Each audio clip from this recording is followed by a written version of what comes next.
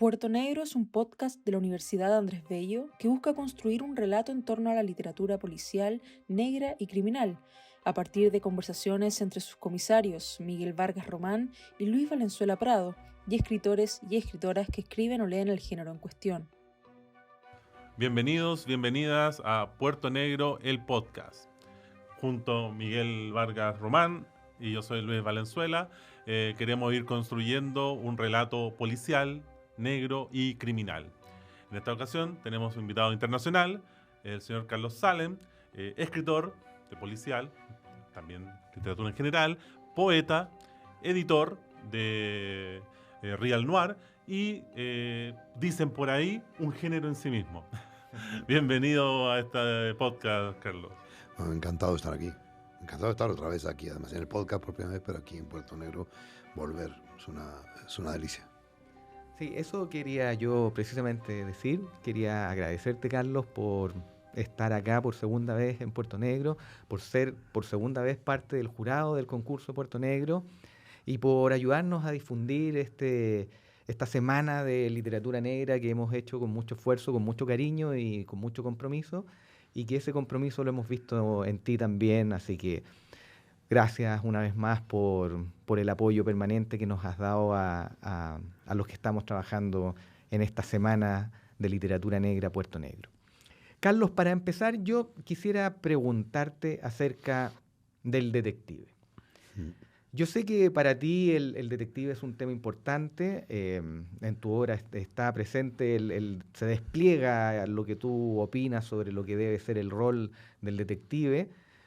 Va a ser como una breve historia, si quisiéramos remontar a los inicios nos quisiéramos remontar al inicio de la novela policial, podríamos decir que Edgar Allan Poe presenta el primer detective, pero este detective es un detective analítico, es un detective que utiliza la razón para resolver los casos, que es la misma tradición que después continúan los escritores ingleses, Conan Doyle con Holmes, Sherlock Holmes, ¿cierto? Y Agatha Christie con Poirot, pero que de pronto en Estados Unidos esto se derrumba con Dashiell Hammett, pero particularmente, ¿cierto?, con Philip Marlowe, el gran detective de Raymond Chandler. Entonces mi pregunta es que, claro, que deja este rol de la razón, que un poco era respuesta al romanticismo previo, deja este rol de resolver el crimen por transformarse en una suerte de un detective que es más bien una brújula moral.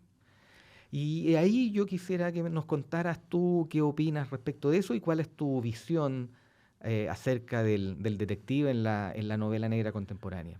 Sí, básicamente creo que la diferencia entre la novela detectivesca clásica y la novela negra con sus distintas formas que ha adquirido es que en una el culpable siempre era el que tenía una tara, el hijo bastardo, el socio cayó en desgracia, en general siempre era alguien que no encajaba en el sistema o que había caído por las propias injusticias del sistema, que incluso a veces en Agatha Christie se denuncian ese tipo de cosas, entre comillas, con lo cual es alguien que no tuvo la suerte de otro. Dos amigos tienen una mina de diamante y uno la pierde. Entonces el hijo de ese bonito viene a vengarse. O sea, ni siquiera está defendiendo el sistema, pero por lo general el que no encaja en el sistema es el asesino. En la novela negra de Hammett, Chandler y compañía en adelante, el asesino es, lo he dicho muchas veces, el sistema en sí mismo.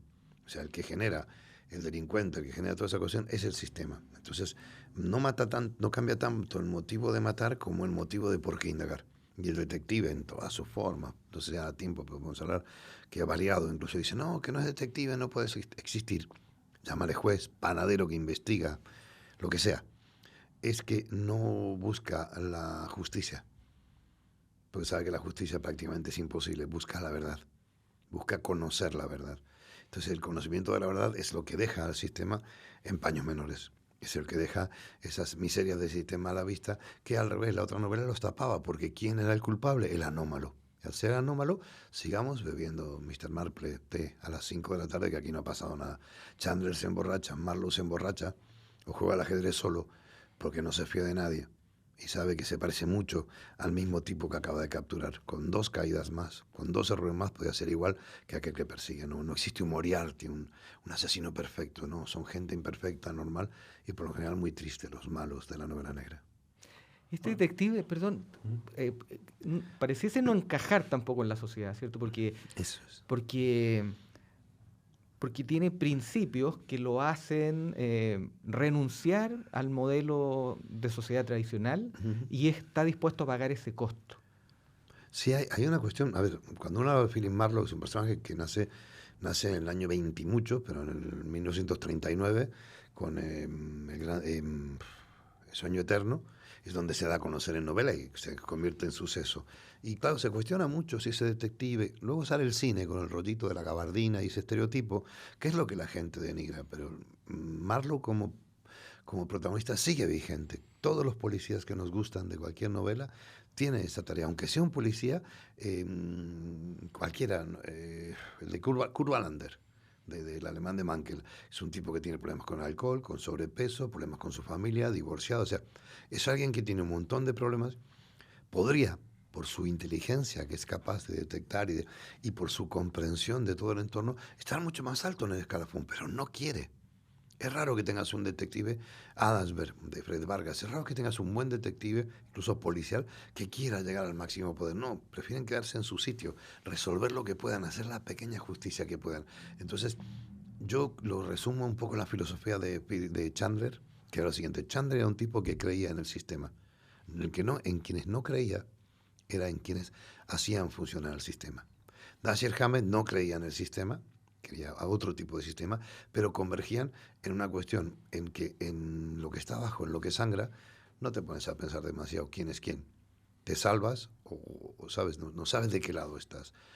Cuando Philip Marlowe en más de una ocasión toma una medida, no la toma por un concepto de justicia, la toma porque cree que es lo que tiene que hacer, pero rara vez va a poder llevar detenido o a la cárcel al verdadero culpable. A veces, como digo yo, se tiene que conformar con robarle, pincharle la rueda del coche, pero sabes que el otro tiene un lado débil. Esa fragilidad, son casi secuencias del sistema, son anomalías del sistema, que ya sea judicial, policial, los pueden echar en cualquier momento. Un ejemplo breve, el detective para mí por excelencia moderno, que es el Velasco Aranchain de Paco Ignacio Taibo II. En cada novela pierde algo, un brazo, un ojo, porque la realidad te cobra. ¿Y por qué siguen eso? Por ese concepto de quiero conocer la verdad. No va a cambiar el mundo, pero si me rindo, el mundo va a cambiar un poquito menos. Podemos consensuar que la literatura policial negra tiene sus propias normas. Smetan Todorov decía que estaba de acuerdo de eso, pero también sabemos que va cambiando la literatura como tal. Pero también él especificaba que él decía que quien quiera embellecer la literatura policial está haciendo literatura y no policial. No sé, ¿estás de acuerdo con ese matiz No, o no? me parece absurdo. No. Fíjate que pasa una cosa. Hay una leyenda que nunca se ha comprobado, pero que tiene que un día Raymond Chandler, cuando estaba ya, que lo habían despedido de las compañías de petróleo y todas las movidas que tenía y las que luego se han inventado, él leyó en Black Mask, leyó un relato de Dashiell Hammett y dijo, yo quiero hacer esto, pero mejor. Y lo hizo. O sea, porque él dotó a la literatura negra de literatura, lo mismo que Hammett. Pero incluso si me atrevo a decir que llega más lejos en riqueza. Uno lee, por ejemplo, El Largo Adiós y es una magnífica novela norteamericana que está a la altura de las mejores, de Faulkner o de las que... Lo que pasa es que siempre el género ha estado lastrado. En Francia, fijaros que en Francia, que tiene un gran respeto por el género negro, hay quien hace literatura noir y literatura blanche. O sea, que me parece, es como, más racista no puede ser el término, ¿vale?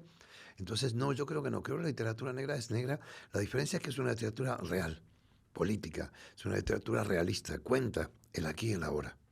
Yo en mis últimas novelas estoy contando la España de los últimos 5, 6, 7 años. O sea, es un cambio de un montón de situaciones, de paradigmas políticos. Y lo estoy contando con la premura con que se cuenta, no con soluciones, pero estoy reflejándolo. El ascenso de la ultraderecha, que ha sido terrible, que nunca había en España desde Franco. Entonces, todo eso permeabiliza la historia. Pero lo hago con el esfuerzo de que sea literatura y la más alta y mejor que yo pueda hacer. Que sea tenida como menor porque es negra, es problema de quien le ponga etiquetas. Creo que la buena literatura negra es buena porque no te adoctrina. te lleva por delante con algo que de golpe tú dices, te quedas pensando y dudando sobre algo que antes no dudabas. Es mi teoría, vamos. No soy tan famoso, pero... Tú eres un escritor prolífico, Carlos. Tienes más de 40 libros publicados. 49. 49, casi 50. Pero has estado concentrado en estos últimos años en un equipo de policías en particular. Todos ellos muy peculiares, ¿cierto? Con quizás aludiendo a lo que decías al comienzo, estas características un poco fuera de sistema del detective contemporáneo. Y este grupo en particular está muy marcado por esa distancia con lo que uno consideraría es la norma o deba ser la norma. Cuéntanos un poco acerca de esta tetralogía ya, ¿cierto? Sí, pues sí, son 3, pero la cuarta, la donde va a morir alguien y va a terminar, será la que salga en 2025. Voy a tomar un descanso de la serie para publicar otra novela sobre derechos humanos y tortura y demás. Pero en definitiva, ocurre una cosa. Mis novelas son todas novelas de personajes. Y yo creo que, por ejemplo, la diferencia, me voy a desviar un segundo, lo que planteaba Luis. Las primeras novelas negras de Chandler, de Marlowe, en Auguste Dupin, como decías tú, no sabemos nada del protagonista. Del propio Sherlock Holmes sabemos 4 cosas. Entonces, ¿cuál es la diferencia entre la moderna novela negra y la novela negra, digamos, hasta los años 40, 50? Es que a partir de esa época el protagonista empieza a tener una historia, no es un arquetipo. Tiene un fondo, tiene un problema, tiene una vida, tiene un pasado. En 8 millones de maneras de morir, Matt Scudder es un tipo que es un policía ejemplar, maravilloso, con una hija, con 2 hijas, una mujer, y que tratando de detener a alguien se le dispara, pega en un poste, mata a una niña y cae en el alcoholismo. Y tarda como 6 novelas el autor en sacarlo, y me tratado de cuenta la Nueva York más profunda. Entonces, quiero decir, la historia del protagonista empieza a ser importante, se humaniza.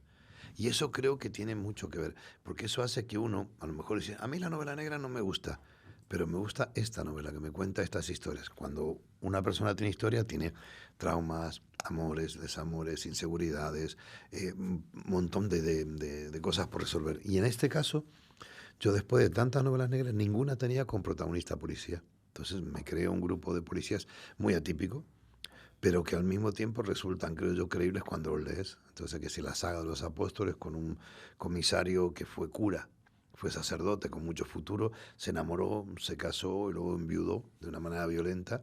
Entonces se hizo policía y ahora es el policía más condecorado de España y no saben qué hacer con él porque es un tipo que respeta el reglamento en un país donde la corrupción, ¿sabes?, está por todos lados. Una psiquiatra, psicóloga con superdotada, con 8 carreras, no sé cuánto doctor, y 20 voces en su cabeza, que es su mano derecha, Dalia Fierro, que tiene una voz asesina incluso, que no sabemos qué terminará haciendo. Un forense que teóricamente dice que los muertos le hablan. O sea, los personajes, una hacker de 80 y tantos años. Pero el tema es que los personajes, yo creo que un personaje no se hace verosímil que lo arquetipes. Lo que lo hace verosímil es que lo escribas bien. Entonces la gente me ha dicho, por ejemplo en España, este tiempo, yo ya estoy diciendo que en la cuarta va a morir alguien. Y ya he anunciado que en la cuarta se acaba la brigada. Y todo el mundo, ay, no mates por favor a Dolores, a la hacker, ay, no mates a fulano que ahora es feliz. Y eso significa que la gente ha hecho suyo el personaje, entonces está conseguido. De trasfondo, estoy hablando del ascenso de la ultraderecha, de la especulación inmobiliaria, de unas hipotecas buitre que existirán aquí también, que es que a la gente mayor que tiene en ciudades como Madrid propiedades en una casa, entonces lo que hacen es que vienen y le dicen, no, yo le pago a usted un sueldo de puta madre hasta que se muera, pero cuando se muera la casa es mía. Y son como buitres, están esperando que se mueran las viejitas para quedarse con la casa. Un montón por ejemplo, las redes sociales, la dictadura de las redes sociales que fulminan a cualquiera sin pruebas, sin nada. Todo ese tipo de temas están de fondo de la sociedad actual. La convivencia cultural, pluricultural, aparente y real que hay en Madrid y en España, pero que puede estallar porque luego tenemos un porcentaje alto de gente que vota a una ultraderecha totalmente racista. O sea, toda esa mezcla está de fondo. Pero yo lo pongo delante, te estoy haciendo un manifiesto. Si yo te cuento unas historias y tú dentro de esta historia está lo otro, tú los personajes te gustan y luego te quedas pensando, hostia, pues esto que dice de la especulación, claro, ves una noticia y dices lo que decía la novela, no al revés. Si mi novela se basa en lo que tú has visto en la tele, pues entonces no estoy creando nada. Entonces estoy muy contento con esta saga. Es dificilísima, pues son muchos personajes. Son novelas de 400 y pico páginas. Y en la cuarta mataré a alguno, todavía yo sé a quién, y acabaremos, pero muchos de ellos seguirán en otros derroteros. En esa misma línea, has hablado de la evolución del género, manejas muy bien el género. Uno pensaría que antes había un placer con la novela de enigma, del lector querer ir de la mano con el detective y ser inteligente, había un desafío intelectual, pero después bien sabemos que en la novela negra se expresan todos Sí, sí. los temas sociales que planteas tú. ¿Por qué? Pero hoy día creo que hay un pequeño boom, tal vez será porque estamos viendo la época con todos los temas que planteas tú y el contexto que también que está en tus novelas. ¿Por qué no? ¿Por qué le gusta al lector? ¿Por qué se consume tanto policial en novelas, series, películas, ferias, festivales? Tengo yo mi teoría, pero que solamente es con alfileres. Por un lado, un pequeño inciso. Como la intriga no es lo más importante para mí, es lo que más cuido. Ese es un truco que yo le digo a la gente cuando... Mira, lo que menos te importa es lo que tienes que cuidar, porque eso es lo más fácil. Solo con que lo hagas bien lo has cuidado. Y llevo a gala que hasta ahora, son 16 años de carrera y no sé cuántas novelas negras, pero son unas 20 y tantas en total entre adolescentes y la mayoría para adultos.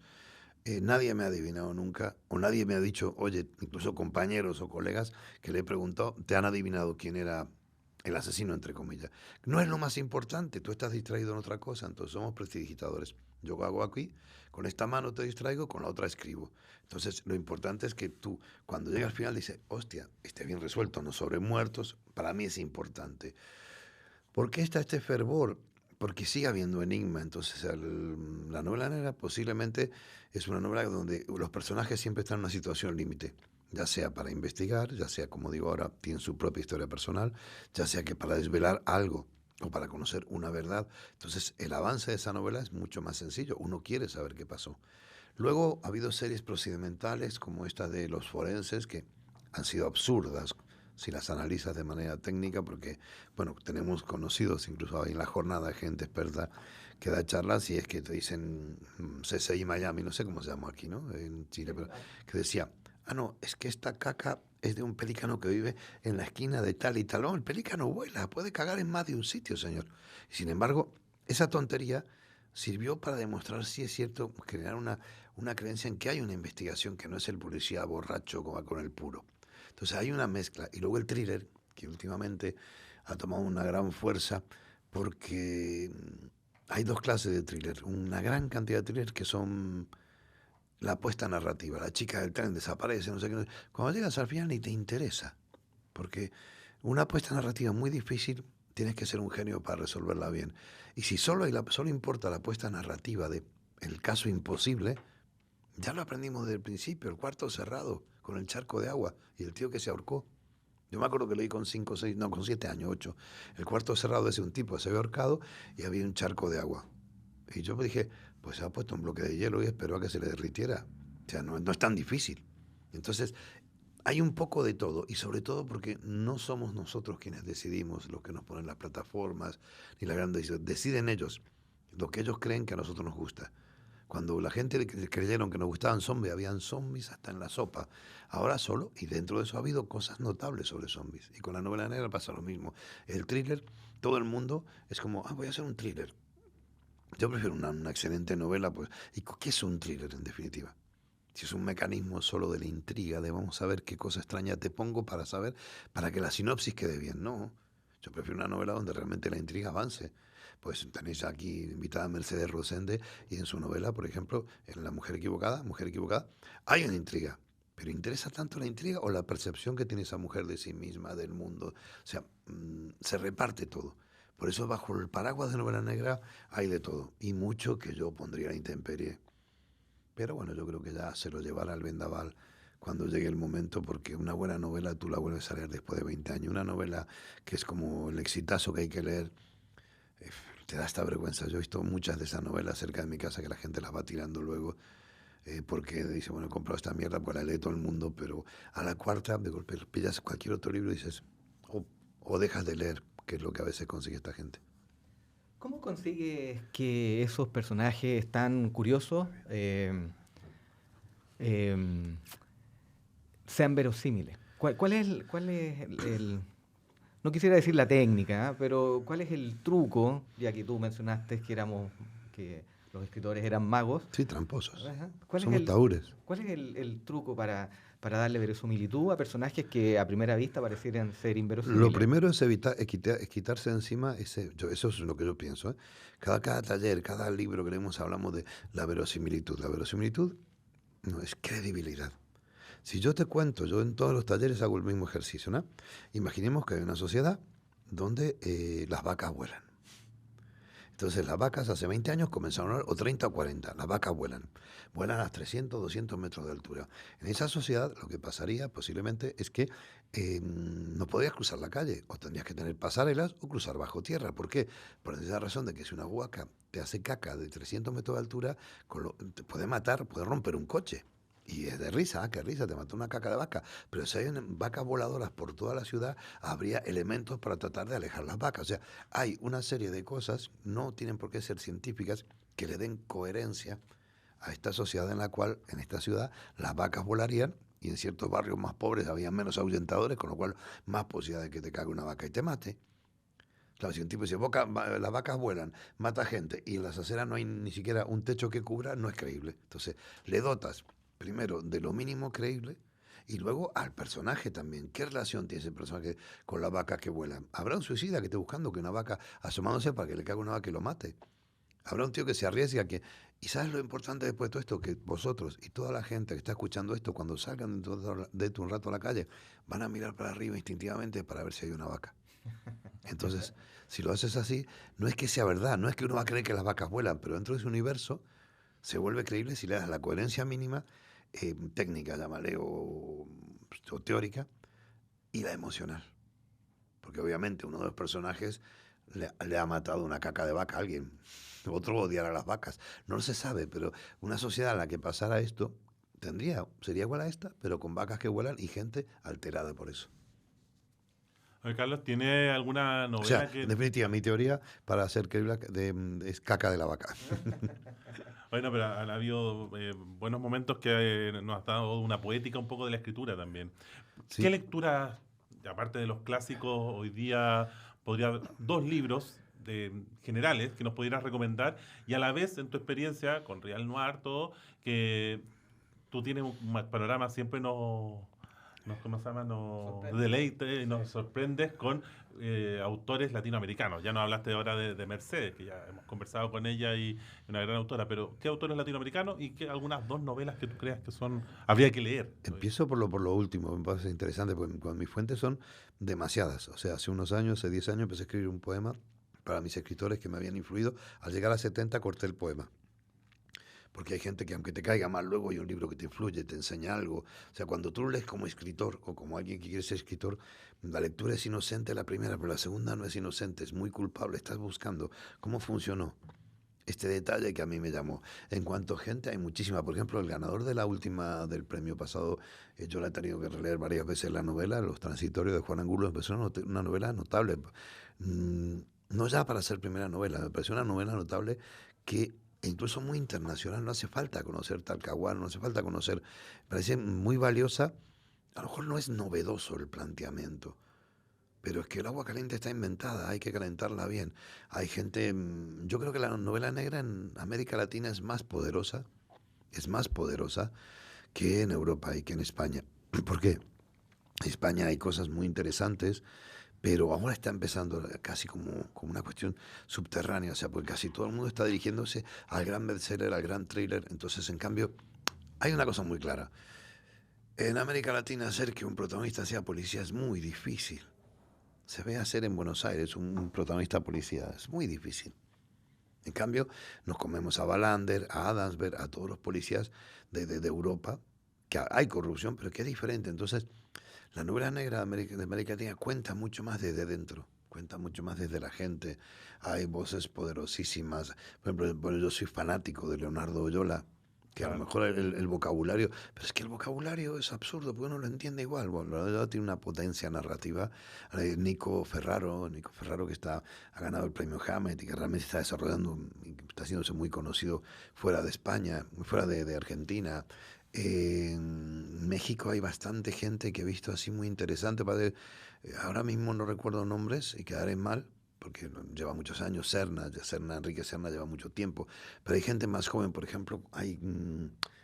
ay, no me puedo acordar el nombre ahora. No sé si Iván Farías me lo nombró. Sí, Iván Farías, por supuesto, pero es que hay otro autor que quería recordar, que era, esto quedó finalista en el Silverio Cañada este año, que yo fui jurado, y estuvo muy reñido entre las dos novelas porque era muy bueno, mucha potencia narrativa. Yo creo que el contar la realidad, la manera de contar, hay una manera de asomarse a una ventana. Cada pueblo, por ejemplo, yo soy argentino, pero llevo media vida viviendo en España. Sin embargo, me sigo asomando a la ventana como un argentino, aunque mi vocabulario no lo sea. Un uruguayo asoma de una manera, un mexicano de otra manera. Y no es que sean mejores, se podía explicar, teorizar. O sea, un español se asoma a un escritor, se asoma a la ventana, pero como, bueno, a ver si me va a dar otra vez un franquismo por ahí, ¿no? Y no es simplificarlo, ¿vale? Un argentino se asoma sabiendo que te la van a pegar, pero te asomas para asomarte, para que te la peguen. O sea, y con los mexicanos pasa lo mismo. Yo siempre me ha generado una cuestión y la indagué con mis amigos y estaba bastante en México. Yo he sido periodista, jamás hubiera sido periodista en México. Jamás hubiera tenido el valor de ser periodista en México. No lo sé, creo que no. ¿Por qué? Porque la lista de periodistas asesinados, o sea, ser periodista para contar la verdad sabiendo que te puede venir a matar cualquiera. La novela negra es una realidad cotidiana, que ahora matan un poco menos, pero sigue pasando. Entonces, eso genera una novela negra con una fortaleza, con una manera de mirar por la ventana. Ese periodista ese novelista que escribe eso, no sabe si mañana va a venir un narco o un señor rayado y le va a pegar 2 tiros. Y es probable que te ocurra.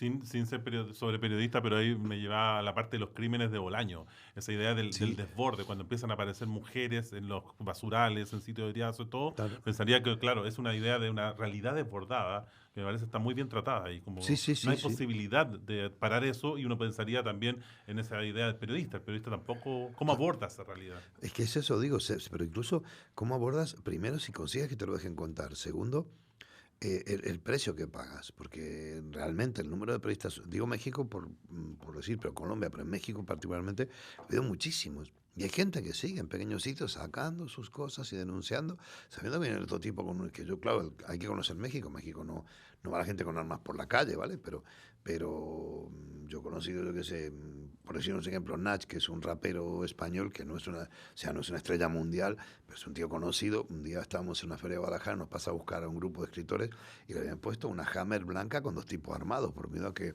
le hicieran un secuestro express, porque si lo secuestraran y pedían $50.000 por él, le iba a pagar la editorial, por mí no pagan ni 5, ¿vale? Porque aparte no estoy con Planeta tampoco, ¿vale? Pero quiero decir, entonces, esa realidad es una realidad que vincula mucho novela negra, o sea, no es solo el misterio, es como hay una realidad palpable. Y esa realidad palpable es más cercana. Hablaba Paco Camarasa, que fue un librero y gran estudioso de la novela negra, que en Europa estaba la novela negra del vino, que era la de España y Italia, la de la cerveza, que era la más fría. Yo no sé de qué es la novela negra latinoamericana, pero sé que está hecha una realidad que poco tiene que ver con el alcohol y solamente ni con el narco ni con la delincuencia. Tiene que ver con que la realidad es una novela negra. O sea, es difícil superar escribiendo lo que pasa en la calle. A lo largo de esta conversación nos hemos dado cuenta que el humor es importante para ti. Y a pesar de lo que acabas de describir acerca de la realidad latinoamericana y cómo la novela negra da cuenta de los horrores que muchas veces se viven de manera cotidiana en nuestros países, siempre yo creo que un rasgo distintivo, además de nuestra cultura latinoamericana, algunas de las cosas que tenemos en común es el humor. Y entonces, eso quería preguntarte. Hemos estado en varias ya de estos capítulos conversando acerca de esta combinación entre novela negra y humor. Y si bien uno no pudiese decir que tus libros son para reír a carcajadas, siempre hay algunos toques de humor, como las características mismas de los personajes de los que ya hablamos. ¿Qué tan es importante para ti el humor? ¿Cuál es el rol del humor al narrar estas historias que son tan dolorosas? Es el mismo que el que tiene el sexo. Creo que la gente no trabaja el humor o el sexo en las novelas porque no sé si sabe hacerlo, pero en todo caso no sabe cómo colocarlo, que también queda raro decirlo así, ¿vale? Porque el humor existe, o sea, el humor existe, no es el humor, es el absurdo del humor. el absurdo del humor de la vida cotidiana. Pero es que lo da. A mí yo me acuerdo un amigo mío francés que era ladrón de bancos, ya era novelista y se fue a robar una sucursal y se le pinchó el neumático y venían por otro lado la policía y casi se para ayudarlos a cambiar y acaban de robar el banco. O sea, y tú dices, es absurdo. No, la vida es absurdo. Me recuerdo a mí una película que creo que el guión fue de Tarantino, uno de los primeros, que había una parejita que escapaba en un tiroteo y que era un tiroteo real. Cuando te indagas sobre eso, es un desfase. Se te puede dar una bala perdida o puedes ir caminando y que no te pegue nada. Entonces, ese tipo de humor o de ironía me interesa, ¿no? Me interesa porque forma parte de la vida. Y lo mismo que el sexo. Hay novelas donde el sexo es tan artificial que lo pone... No, es una pulsión. Si una persona está deprimida y jodida, pues no va a tener ganas de nada. Pero si está enamorada o está, pues obviamente. Entonces, yo creo que tiene que ser esa palabra que tanto odio, orgánico. Por ejemplo, en la novela que estoy terminando ahora, que va a ser una pausa antes de la serie, creo que no va a haber nada de humor, porque va sobre la tortura, la venganza. Tiene un título bastante sugestivo que es El tango del torturador arrepentido. Y entonces ahí no va a haber nada de eso. Pero aún así siempre hay algo que se te escapa. No sé cómo explicarlo. Hay una ex que lo llama y sus llamadas son tan absurdas y tan cambiantes en el contestador que si las dejo en la novela, hay gente, eso era parte de una obra de teatro. La gente se reía en la obra de esas llamadas. No se reía de la mujer, sino del absurdo. Pero estábamos en una cosa, era muy dura la obra. Y era casi como que la gente, la risa a veces permite que tú respires dentro del horror y luego sigas en el horror que hay, ¿no? Entonces, cuando en la obra yo ponía, figuraba, y en la novela no he quitado esas llamadas, porque quizás, pero no sé si las quitaré, porque a mí mismo me preocupa que no haya un poco de descarga, algo de vida cotidiana, ¿no? Algo de, ¿sabes? De salir, hay diluvio y salir con el paraguas que no funciona. Algo que sea de eso que nos pasa a todos, ¿no? Yo creo que todos somos perdedores, por lo menos media hora por día, los que tienen suerte. Y si tienes mucha suerte no te ven los vecinos, pero casi siempre te ven. Muchas gracias, Carlos, por esta conversación, por esta rica conversación que tuvimos. Muchas gracias, Miguel. Soy Luis Valenzuela también. Y muchas gracias a la Universidad Andrés Bello que nos ayuda también a hacer este podcast. Somos Puerto Negro, el podcast. Queremos ir construyendo un relato policial, negro y criminal. Muchas Pues gracias a vosotros y yo encantado. Puerto Negro es un podcast de la Universidad Andrés Bello que busca construir un relato en torno a la literatura policial, negra y criminal, a partir de conversaciones entre sus comisarios Miguel Vargas Román y Luis Valenzuela Prado, y escritores y escritoras que escriben o leen el género en cuestión.